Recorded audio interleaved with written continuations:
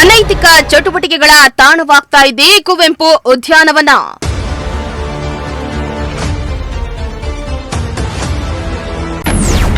ನಿರ್ವಹಣೆ ಇಲ್ಲದೆ ಸೊರಗ್ತಾ ಇದ್ರು ಅಧಿಕಾರಿಗಳು ಡೋಂಟ್ ಕೇರ್.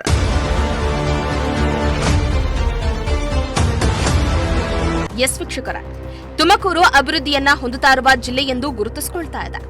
ಹಲವಾರು ಹೈಟೆಕ್ ಕಂಪನಿಗಳು ಬಂಡವಾಳ ಹೂಡಲು ಮುಂದೆ ಬರ್ತಾ ಇವೆ. ಇತ್ತ ತುಮಕೂರಿಗೆ ಮೆಟ್ರೋ ಕೂಡ ಬರ್ತಾ ಇದೆ ಅನ್ನೋ ಖುಷಿ ಕೂಡ ಇದ್ರೆ, ಆದ್ರೆ ಇದೆಲ್ಲದರ ನಡುವೆ ಅದ್ಯಾಕೋ ನಗರದ ಸ್ವಚ್ಛತೆಯತ್ತ ಅಧಿಕಾರಿಗಳು ಗಮನ ಹರಿಸ್ತಾ ಇಲ್ಲ ಅನ್ನೋ ಗಂಭೀರ ಆರೋಪ ಕೂಡ ಕೇಳಿಬಂದಿದೆ. ಇದರ ನಡುವೆ ನಗರದ ಸೌಂದರ್ಯವನ್ನ ಹೆಚ್ಚಿಸುವ ಪಾರ್ಕ್ಗಳು ಮಾತ್ರ ಪಾಳು ಬಿದ್ದ ಕೊಂಪೆಯಂತಾಗ್ತಾ ಇದ್ದು ಅನೈತಿಕ ಚಟುವಟಿಕೆಯ ತಾಣವಾಗಿ ಬದಲಾಗ್ತಾ ಇದೆ. ಈ ಕುರಿತು ನಿಮ್ಮ ಪ್ರಜಾಶಕ್ತಿ ಟಿವಿ ಸಾಲು ವರದಿಯನ್ನ ಬಿತ್ತರಿಸ್ತಾ ಇದೆ. ಆದ್ರೆ ಅದ್ಯಾಕೋ ಅಧಿಕಾರಿಗಳು ಜಾಣ ಕುರುಡುತನ ತೋರ್ತಿದ್ದಾರೆ ಅನ್ನೋ ಅನುಮಾನ ಶುರುವಾಗಿದೆ. ಇತ್ತ ಕುವೆಂಪು ನಗರದಲ್ಲಿರುವ ಪಾರ್ಕ್ ಸ್ಥಿತಿ ಕೂಡ ಅಧ್ವಾನ ಎದ್ದಿದ್ದು ಅಧಿಕಾರಿಗಳು ನಿರ್ವಹಣೆ ಮಾಡ್ತಾ ಇಲ್ಲ ಎನ್ನಲಾಗ್ತಾ ಇದೆ.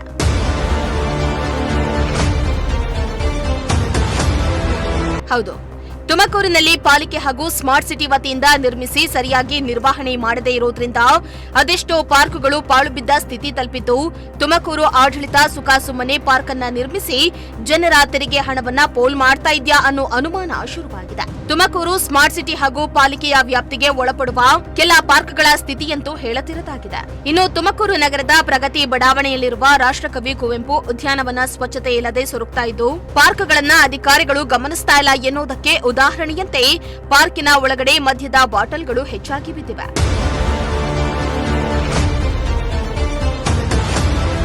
ಇನ್ನು ಸಾರ್ವಜನಿಕರಿಗೆ ಅನುಕೂಲವಾಗಬೇಕಾಗಿದ್ದ ಪಾರ್ಕ್ ಅನೈತಿಕ ಚಟುವಟಿಕೆಗಳ ತಾಣವಾಗ್ತಾ ಇದೆಯಾ ಅನ್ನೋ ಅನುಮಾನ ಶುರುವಾಗಿದೆ.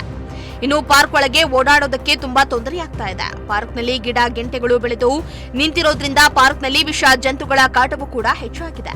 ಇಲ್ಲಿ ಪ್ರತಿನಿತ್ಯ ಓಡಾಡಲು ಜನರು ಜೀವ ಭಯದಲ್ಲಿಯೇ ಓಡಾಡುವಂತಾಗಿದೆ. ತುಮಕೂರಿನಲ್ಲಿ ಮಹಾನಗರ ಪಾಲಿಕೆಯ ವ್ಯಾಪ್ತಿಗೆ ಒಳಪಡುವಂತಹ ಉದ್ಯಾನವನಗಳು ಸರಿಯಾಗಿ ನಿರ್ವಹಣೆ ಇಲ್ಲದೆ ಸೊರಗ್ತಾ ಇರುವಂತದ್ದು. ಲಕ್ಷಾಂತರ ರೂಪಾಯಿ ವೆಚ್ಚವನ್ನ ಭರಿಸಿ ನಿರ್ಮಾಣ ಮಾಡಿರುವಂತಹ ಉದ್ಯಾನವನಗಳನ್ನ ಅಧಿಕಾರಿಗಳು ಹಾಗೂ ಸಿಬ್ಬಂದಿಗಳು ಸರಿಯಾಗಿ ನಿರ್ವಹಣೆ ಮಾಡದೆ ಧೋರಣೆಯನ್ನ ತೋರಿಸ್ತಾ ಇದ್ದಾರೆ ಅನ್ನೋ ಅನುಮಾನ ಈಗ ಶುರುವಾಗಿದೆ. ನಾನೀಗ ತುಮಕೂರಿನ ಪ್ರಗತಿ ಬಡಾವಣೆಯಲ್ಲಿರುವಂತಹ ರಾಷ್ಟ್ರಕವಿ ಕುವೆಂಪು ಉದ್ಯಾನವನದಲ್ಲಿರುವಂತದ್ದು ನಿಮಗೆ ದೃಶ್ಯಗಳಲ್ಲಿ ಗಮನಿಸ್ತಾ ಹೋಗಬಹುದು. ಈ ಉದ್ಯಾನವನದ ಸ್ಥಿತಿ ಸದ್ಯಕ್ಕೆ ಯಾವ ರೀತಿಯಪ್ಪ ಇದೆ ಅಂತಂದ್ರೆ, ಇದು ಸರಿಯಾಗಿ ಸ್ವಚ್ಛತೆ ಅನ್ನೋದು ಇಲ್ಲ. ಸ್ವಚ್ಛತೆ ಅನ್ನೋದು ಮರೀಚಿಕೆ ಆಗೋಗಿದೆ ಮತ್ತು ಕೆಲವಾರು ದಿನಗಳಿಂದ ಗುಡಿಸಿರುವಂತಹ ಕಸವನ್ನ ಇಲ್ಲೇ ಗುಡ್ಡೆ ಮಾಡಿ ಹೋಗ್ತಾ ಇರೋದ್ರಿಂದ ಸಾರ್ವಜನಿಕರಿಗೆ ತೊಂದರೆ ಆಗ್ತಾ ಇದೆ ಹಾಗೂ ಸೊಳ್ಳೆಗಳ ಕಾಟವು ಕೂಡ ಹೆಚ್ಚಾಗ್ತಾ ಇದೆ.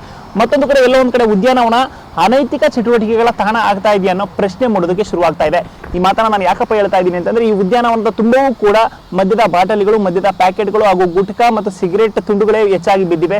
ಎಲ್ಲೋ ಒಂದ್ ಕಡೆ ಸಾರ್ವಜನಿಕರಿಗೆ ಅನುಕೂಲ ಆಗಲಿ ಅಂತ ನಿರ್ಮಿಸಿರುವಂತಹ ಉದ್ಯಾನವನ ದುಶ್ಚಟಗಳ ತಾಣ ಆಗ್ತಾ ಇದೆಯಾ, ಅನೈತಿಕ ಚಟುವಟಿಕೆಗಳ ತಾಣ ಆಗ್ತಾ ಇದೆಯಾ ಅನ್ನೋ ಅನುಮಾನವೂ ಕೂಡ ಶುರುವಾಗ್ತಾ ಇದೆ.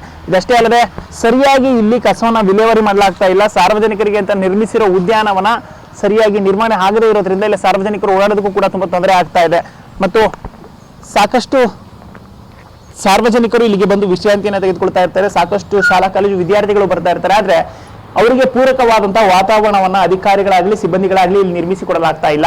ಸದ್ಯಕ್ಕೆ ಇಲ್ಲಿ ಹೆಚ್ಚಾಗಿ ಮದ್ಯದ ಬಾಟಲಿಗಳು, ಸಿಗರೆಟ್ ತುಂಡುಗಳು ಮತ್ತು ಗುಟ್ಕಾ ಪ್ಯಾಕೆಟ್ಗಳೇ ಬಿದ್ದಿರೋದ್ರಿಂದ ಈ ಉದ್ಯಾನವನಕ್ಕೆ ಯಾರಾದ್ರೂ ಕೂಡ ಬರೋದಕ್ಕೆ ಒಂದು ಮುಜುಗರವನ್ನು ಉಂಟು ಮಾಡಿಕೊಳ್ಳುವಂತ ಪರಿಸ್ಥಿತಿ ನಿರ್ಮಾಣವಾಗಿದೆ. ಸದ್ಯಕ್ಕೆ ಸಾವಿರಾರು ಲಕ್ಷಾಂತರ ರೂಪಾಯಿಯನ್ನ ಖರ್ಚು ಮಾಡಿ ನಿರ್ಮಿಸಿರುವಂತಹ ಉದ್ಯಾನವನಗಳನ್ನ ಅಧಿಕಾರಿಗಳು ಸರಿಯಾಗಿ ನಿರ್ವಹಣೆ ಮಾಡದೇ ಇರುವುದು ನಿಜವಾಗ್ಲೂ ಕೂಡ ಬೇಸರದ ಸಂಗತಿ ಹೌದು. ಇನ್ನಾದ್ರೂ ಸಂಬಂಧಪಟ್ಟಂತ ಅಧಿಕಾರಿಗಳು ಎಚ್ಚೆತ್ತುಕೊಂಡು ಉದ್ಯಾನವನಗಳನ್ನ ಅಭಿವೃದ್ಧಿಪಡಿಸಿ ಸಾರ್ವಜನಿಕರಿಗೆ ಅನುಕೂಲ ಮಾಡಿಕೊಡ್ತಾರಾ ಇಲ್ವಾ ಅನ್ನೋದನ್ನ ಕಾದು ನೋಡಬೇಕಾಗಿದೆ. ಕ್ಯಾಮರಾ ಪರ್ಸನ್ ರಾಕೇಶ್ ಜೊತೆ ಪುನೀತ್, ಪ್ರಜಾಶಕ್ತಿ ಟಿವಿ, ತುಮಕೂರು.